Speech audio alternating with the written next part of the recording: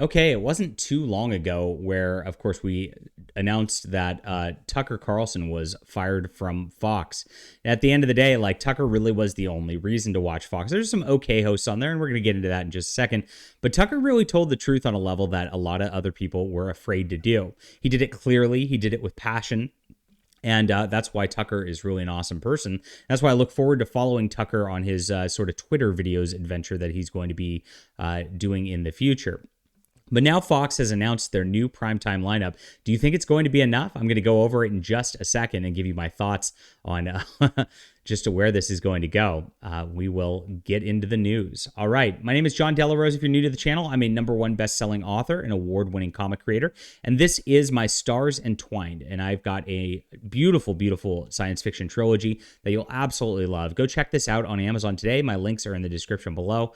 I am making my own culture. We're not just complaining about it here. We're actually actively pushing and doing the hard work ourselves to make something beautiful in books. Books is something where a lot of people have kind of checked out on these days, but books are how you gain knowledge. Books are how you gain just a sense of just good entertainment that's not in front of a screen. It's good for you. So check it out today. Thank you guys for supporting the channel. Okay, here's the big bombshell from Drudge Report, and Drudge actually broke this story recently.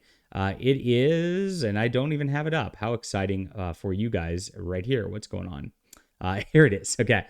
Drudge Report, Hannity to replace Tucker on Fox News shakeup. So Hannity now is being moved to that 5 o'clock primetime spot. Hannity's always been like in the hour afterwards. He kind of coasts off the main host this entire time. It's always been that way. Bill O'Reilly had that spot for decades before they, of course, removed him over a stupid lawsuit. And now they've done the same to Tucker Carlson. They've really just betrayed their audiences the entire time because everybody loved Bill. Everybody loved Tucker, even with whatever was going on behind the scenes there. That would have not gone away through any of this stuff. None of these controversies would have hurt those men at all because they were really the archetypal newsmen who just told things correctly. They had great opinions and they did things very well and honestly. Now, the rest of Fox's lineup has always been kind of just head scratchy. You've got like Laura Ingraham on there, or they had Greta. Oh my God, she couldn't even move her face. She had so much plastic surgery, she couldn't even move her face. It was really ridiculous. And so those were always hard to watch. And Hannity kind of was in that tweener land where he's like, okay, he's a bit of a like yay team R shill too much. To where it's just like, okay, calm down. The Republicans are not that exciting compared to the others. And so that's what he's kind of always been. And it got, really bad over the last several years. He's also kind of getting up there in age. So I don't know how exciting sort of a Hannity sort of prospect is at this point. His energy level is not really nearly what it was 20, 30 years ago. So they've, of course, added the anchors of afterwards of Jesse Waters and Greg Gutfeld. Now, both of them are pretty charismatic guys.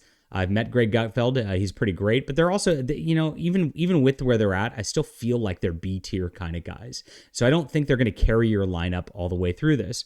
But I don't know what Fox is trying to do right now. I mean, are they really like bracing for like remaining in the game, or are they just trying to squeeze out the last few years of like boomers watching TV? Because a lot of us are now just like not even getting news from places like Fox News. We're just going on YouTube channels like this, going on Twitter and just looking at different sources for ourselves.